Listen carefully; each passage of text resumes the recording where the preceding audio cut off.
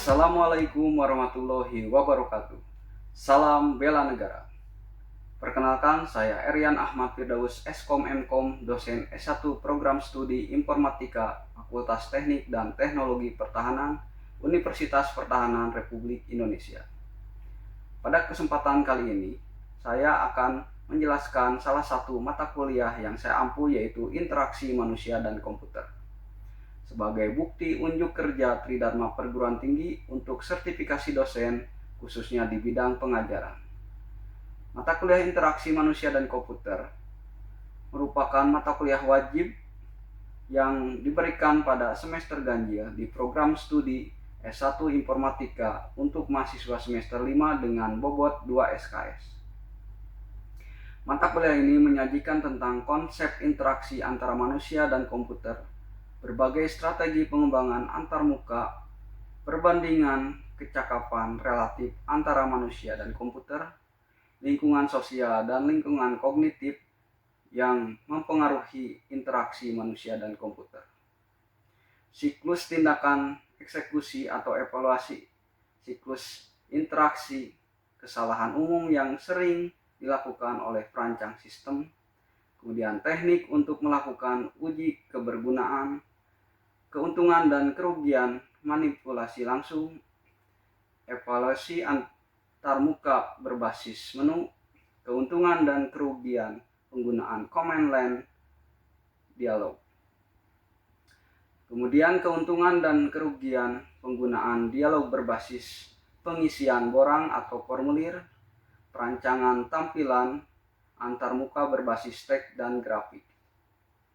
Selanjutnya, membuat jaringan sematik, tampilan perancangan aplikasi berbagai piranti untuk melakukan interaksi dengan komputer, serta hal-hal terkait kenyamanan lingkungan kerja. Adapun capaian pembelajaran mata kuliah ini yaitu CPMK 1, mahasiswa mampu mengetahui konsep dasar interaksi manusia dan komputer. CPMK 2, mahasiswa mampu memahami konsep dasar interaksi manusia dan komputer. Selanjutnya CPMK 3, mahasiswa mampu melakukan perancangan suatu interface dalam sebuah prototipe. Serta CPMK 4, mahasiswa mampu menganalisis dan mengevaluasi interface sebuah aplikasi. Dalam menyampaikan pembelajaran mata kuliah Interaksi Manusia dan Komputer, saya menggunakan metode delivery, interaction, dan assessment. Di mana delivery saya menyampaikan materi kepada mahasiswa dengan tatap muka secara langsung di kelas dengan menggunakan LMS pada Universitas Pertahanan. Kemudian, interaction merupakan modul pendekatan interaksi yang diharapkan dapat mengetahui karakter, keaktifan, dan pemahaman mahasiswa terhadap materi yang diberikan. Dan asesmen yaitu berupa pemberian tugas sebagai upaya untuk mendapatkan data atau informasi dari hasil pembelajaran sehingga dapat mengetahui seberapa baik kinerja dari mahasiswa.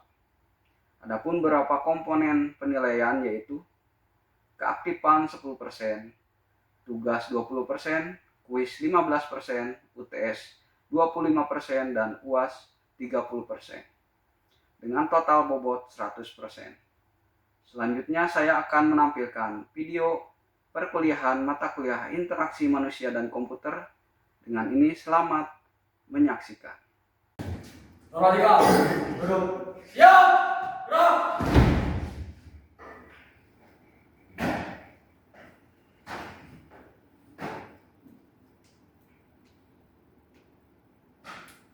Lapor informatika kelompok 5, jumlah 29 lengkap. Selanjutnya siap melaksanakan pembelajaran.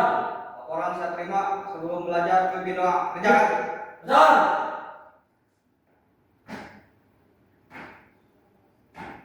Wali pembelajaran mulai.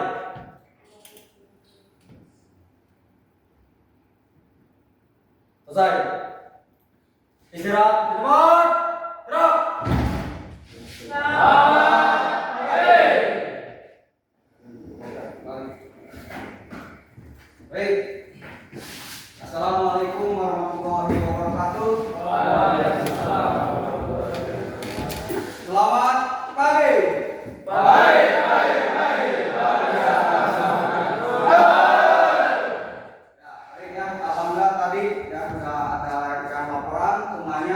hadir ya. Nah, bagaimana keadaannya hari ini? Sehat? Ya, baik. Ya, terus udah siap untuk melaksanakan perkuliahan hari ini? Siap. Nah, baik. Ya, untuk memulai ya perkuliahan hari ini udah saya sampaikan ya di minggu lalu bahwa kontrak perkuliahan ya di mata kuliah interaksi manusia dan komputer yaitu sebanyak 2 SKS ya. Nah, udah saya sampaikan pada saat minggu lalu ya. Nah, sebanyak 2 SKS jika kita belajar yaitu 1 jam ke depan ya, 2 SKS seperti itu. Nah, baik, sebelum masuk ke materi minggu ini kita review dulu ya materi yang minggu lalu. Baik, materi yang minggu lalu yaitu pengenalan interaksi manusia dan komputer. Nah, ada yang masih ingat apa itu user friendly? Masih ingat ada? Coba angkat tangan. Nah, coba yang di depan, wahai Afas berdiri. Coba apa itu yang dinamakan user friendly? Yaitu di mana aplikasi atau program yang dibuat harus mudah digunakan atau seperti teman antara user dan sistem komputer dan juga lebih nyaman digunakan. Ya. Terima kasih. Ya, terima kasih Wahai Afas dari Palestina. Ya, terima kasih. Nah, itu ya, jadi yang dinamakan user friendly ya. Jadi harus diingat lagi ya pertemuan minggu kemarin yaitu di mana aplikasi atau program ya yang dibuat harus mudah ya digunakan. Jadi Anda sebagai nanti yang membuat atau merancang suatu aplikasi gitu ya harus mudah digunakan ya. Seperti halnya di teman antara user dan sistem komputer seperti itu ya. Dan juga lebih nyaman digunakannya. Nah, baik kita yang mengulang ya kuliah minggu sebelumnya ya dengan judulnya tadi pengenalan interaksi manusia dan komputer. Nah, sekilas lah ya waktu minggu kemarin saya sudah jelaskan yaitu di mana manusia atau user gitu ingin bisa mengoperasikan komputer gitu ya. Meskipun ya zaman dulu masih awam gitu ya dengan komputer itu sendiri. Terus prinsip dasar dari sistem komputer ya sudah saya sampaikan juga ada masukan atau input gitu ya, terus proses dan ada keluaran atau output. Nah, kemudian manusia tadi ya biasanya tidak tahu namun dengan proses yang terjadi ya, pada sistem komputer tersebut. Ya, makanya tadi harus ya Anda buat rancang aplikasi dengan user friendly tersebut. Nah, maka muncullah istilah yang dinamakan user friendly atau ramah dengan pengguna.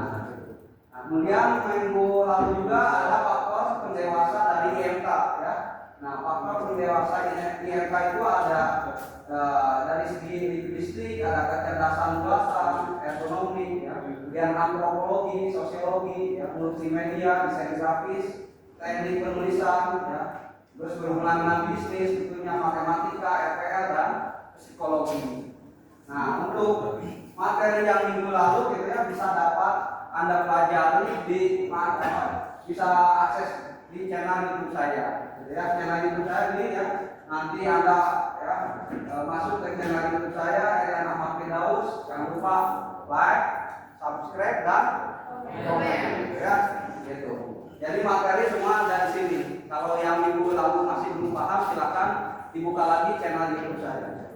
Nah, untuk materi minggu ini yaitu mengenai paradigma dan prinsip interaksi manusia dan komputer ya untuk pertemuan kedua. Nah, sebelum masuk ke materi ya, apa itu yang dinamakan paradigma? Ada yang tahu?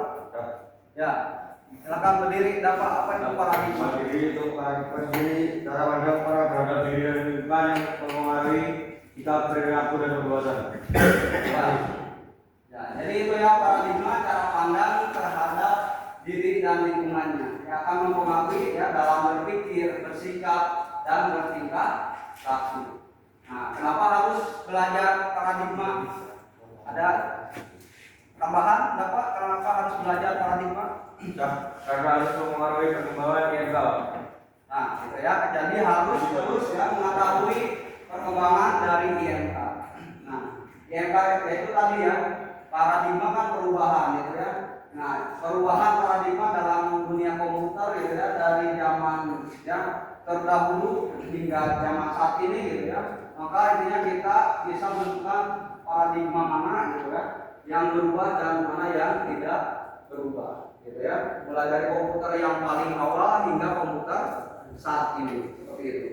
Nah, kemudian di sini ya mengapa tadi kan saya pertanyakan studi ya belajar paradigma di sini masalah dalam ya daya guna interaksi bagaimana bisa interaktif sistem dapat dikembangkan untuk memastikan kegunaan. Terus bagaimana kemudahan interaktif sistem dapat dibuktikan atau dapat diukur. Nah, kemudian tadi kan paradigma ya dari sejarah interaktif ya desain sistem menyediakan paradigma untuk digunakan sebagai desainnya dan memahami sejarah IMK atau HCI yaitu Human Computer Interaction ya sebagai besar adalah tentang memahami serangkaian pergeseran paradigma. Kalau dijelaskan di sini jangan sampai kita yaitu mengulangi ya keadaan atau perkembangan komputer yang terdahulu ya. Padahal kita sudah berkembang ya saat ini zaman sekarang sudah berkembang gitu ya. Nah, di mana adanya paradigma di sini bisa mengukur ya perkembangan komputer saat ini apakah komputer sudah baik atau belum gitu ya. Seperti ya kita belajar dari sejarah komputer ya. Yang baik kita terus pertahankan tapi yang belum sesuai atau belum baik kita tinggalkan seperti itu ya. Kemudian masuk ke paradigma awal ada yang dinamakan dengan batch processing gitu ya. Di mana batch processing di sini ya paradigma awal atau yang pertama yaitu di mana zaman dulu ya satu komputer hanya bisa digunakan oleh satu orang saja ya. Nah, apabila diganti misalnya harus butuh waktu gitu ya untuk belajar kembali karena masih sulit waktu zaman tersebut ya untuk menggunakannya. Nah, untuk mengoperasikannya maka harus ya belajar ya belajar dengan butuh waktu yang lama.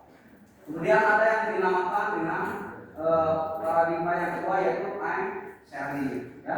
Yang dinamakan time sharing di sini ya yaitu muncul paradigma baru di mana komputer ya semakin kuat dan speknya sudah agak canggih ya. Sehingga satu komputer bisa digunakan oleh beberapa user ya. Kemudian komputernya sudah simpel sehingga banyak orang yang mudah untuk menggunakannya. Jelas sampai saat ini? Nah, kemudian yang berikutnya ada yang dinamakan networking ya, di mana paradigma yang berikutnya di sini sudah ada namanya jaringan ya. Perkembangan tidak hanya melalui user tadinya bisa diakses oleh beberapa user, tapi sudah bisa berkomunikasi antar semua komputer atau bisa berhubungan komputer yang satu dengan yang lainnya seperti itu ya. Kemudian bergeser lagi ada namanya yang masuk ke graphical display ya. Di mana di sini sudah ada tampilan ya, sudah tampilannya yang lumayan menarik lah gitu ya. Meskipun masih baru muncul adanya tampilan di monitor ya, semakin indah dari mulai adanya warna tampilan pada monitor dengan ditandai munculnya dan sudah ada mouse gitu ya di sini. Ya sudah ada mouse gitu ya, sudah ada perkembangan. Kemudian yang berikutnya ada perkembangan yaitu mikroprosesor gitu ya. Di mana mikroprosesor ditandai munculnya adanya mikroprosesor ya, sudah adanya prosesor sehingga ukuran komputer yang biasanya besar sudah semakin kecil gitu ya. Apalagi sekarang gitu ya, Anda menggunakan laptop gitu kan bisa dibawa kemanapun gitu ya. Dibanding zaman dahulu ya, membawa fisik, apakah bisa membawa fisik dalam tas? Ya. Nah, sekarang sudah lebih canggih lagi, ukurannya kecil ya. Kemudian pergeseran yang berikutnya yaitu ada yang dinamakan dengan ya global informasi ya. Dengan adanya internet gitu ya. Paradigma yang user ya seolah-olah mengetahui segala informasi yang ada di dunia ini seperti itu ya. Dengan melalui komputer atau disebut istilahnya apa namanya? Browsing gitu ya. Anda seolah-olah mengetahui hal apapun yang ada di perkembangan di dunia ini ya, dengan Anda bisa browsing. Nah, kemudian ada yang dinamakan yang terakhir yaitu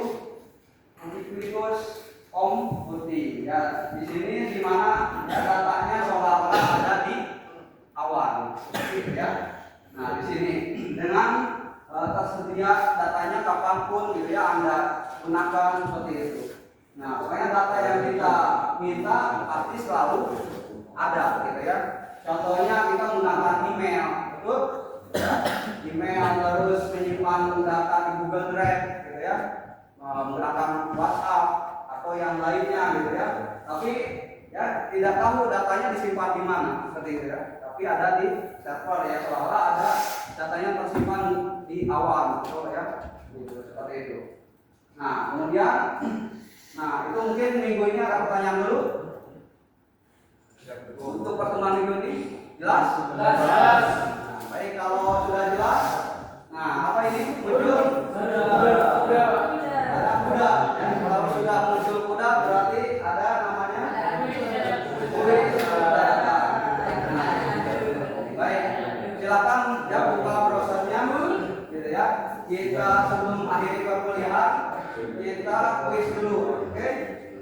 Nah, silakan join ya di My Quizzes. Ini udah ya di join myquizzes.com dengan kodenya 27017 ya. Nah, sudah pada masuk nih, sudah lumayan ya, urutannya sudah banyak. Kita mulai ya. Ya, kalau yang belum saya kasih waktu 1 menit. Oke. Nah, oke. Nah, udah ya, sudah semuanya masuk di My Quizzes. Silakan dikerjakan ya, ada beberapa soal ya, mudah-mudahan ya nilainya bagus.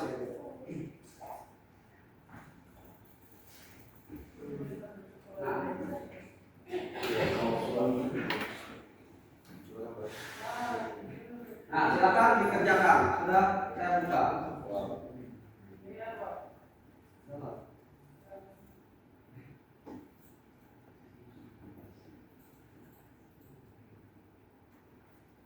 Dan di situ ada beberapa pertanyaan, silakan Anda jawab.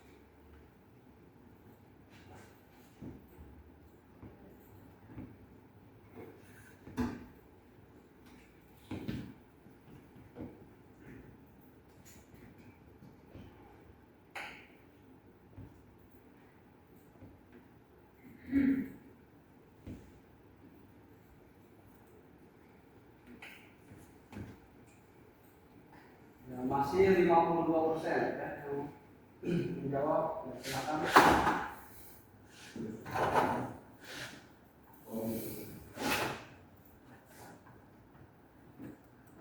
Dan sudah selesai ya, silakan lihat hasilnya berapa. Dan nanti muncul yang nilai tertingginya siapa.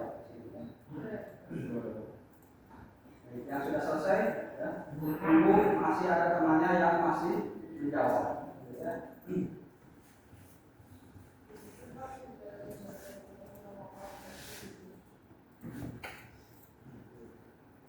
Kita cek yang peringkat 1 ya. Di sini siapa? Masih Dila.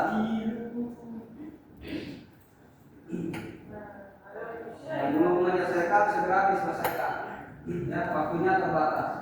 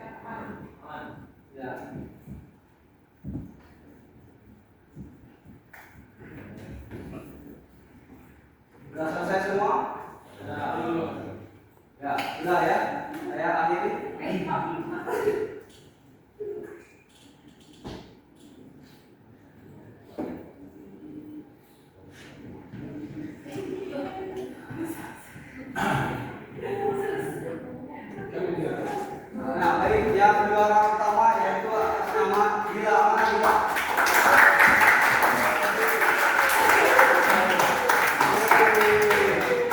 Selamat untuk Gila ya. Nanti nilainya ya untuk yang juara pertama berapa? Oke. Nah itu kuisnya ya. Baik, masuk lagi ke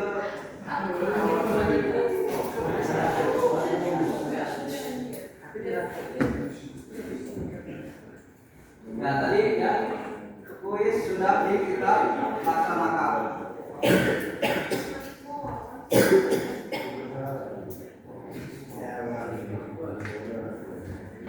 Nah ya, kuis sudah dilaksanakan. Jadi sudah tahu ya nilainya masing-masing. Nah, baik. Untuk apa perkuliahan hari ini ya, tadi nilainya saya lihat bagus-bagus. Saya sudah bisa menjawab, cuma tadi ada yang nilai tertinggi yaitu diraih oleh Dila, mungkin karena cepat gitu ya menjawabnya.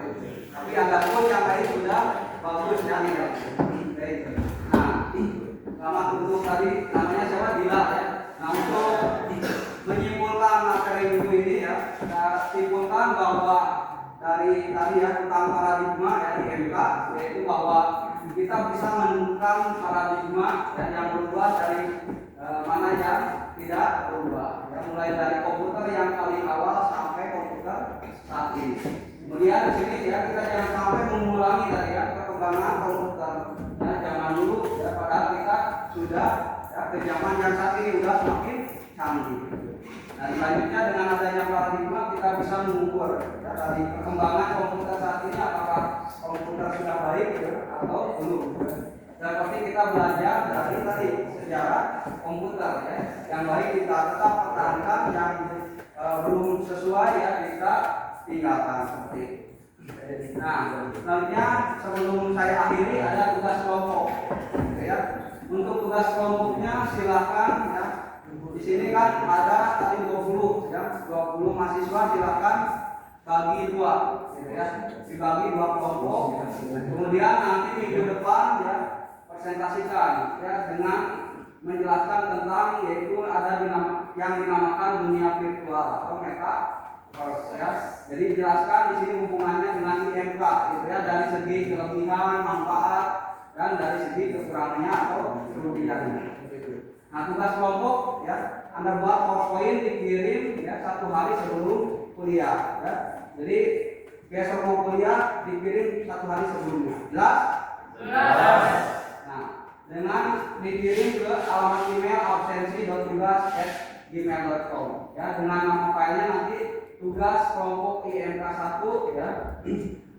Slip kelompok ke-1 atau kelompok kedua gitu ya. Tugas Anda kirim ke email.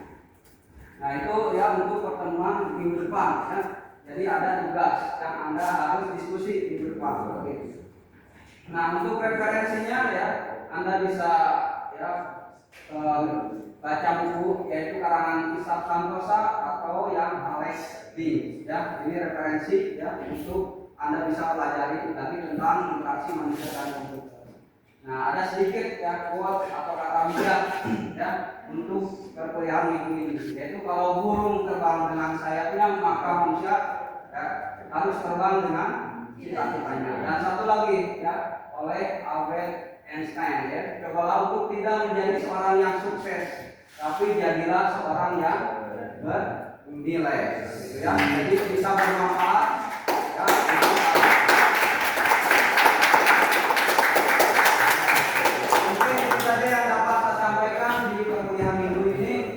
Mudah-mudahan materi yang saya berikan gitu ya, saya sampaikan semoga bermanfaat. Terima kasih atas perhatiannya. Wassalamualaikum warahmatullahi wabarakatuh.